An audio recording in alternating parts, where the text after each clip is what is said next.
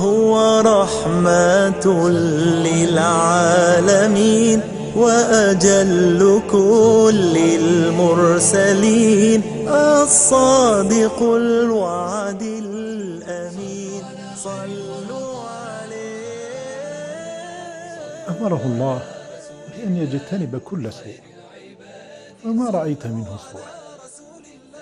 نهاه عن الكذب والزور فانتهى عنه، نهاه عن الغدر حتى بأعدائه فلم يغدر ولم يخن، وعلمه في القرآن حتى مع الأعداء لا خيانة. علمه أن يكون كريما فلا يكون بخيلا، فلم يبخل قط أبدا. علمه أن لا يسيء التعامل مع أحد، وأن لا يكون سببا في قطيعة العلاقات بين الناس بنميمة، فعلمنا كل ذلك. نهاه ربه عن قطيعة الأرحام، فكان أعظم من يصلها، ويعلمنا أنه لا يكفي أن تصل من وصلك، حتى لو قطعوك يجب أن تصله.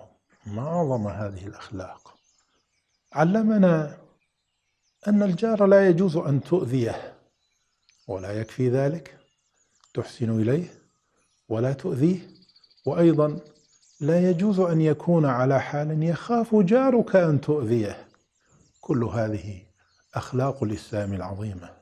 علمنا بر الوالدين، ولا يكفي أن تحسن إليهما، يجب أن تهديهما إذا ضلا بأدب وحكمة وتلطف.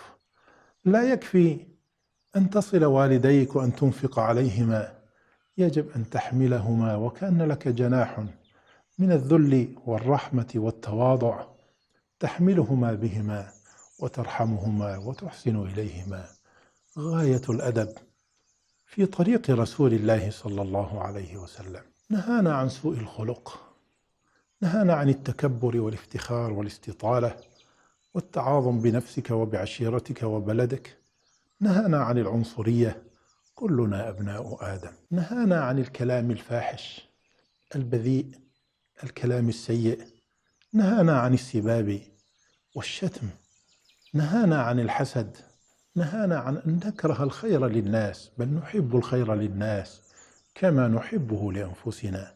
نهانا عن التشاؤم، دائما أحب الخير وتوقع الخير. نهانا عن الظلم والبغي والتجاوز. نهانا عن تضييع الأوقات باللهو واللغو والمعازف.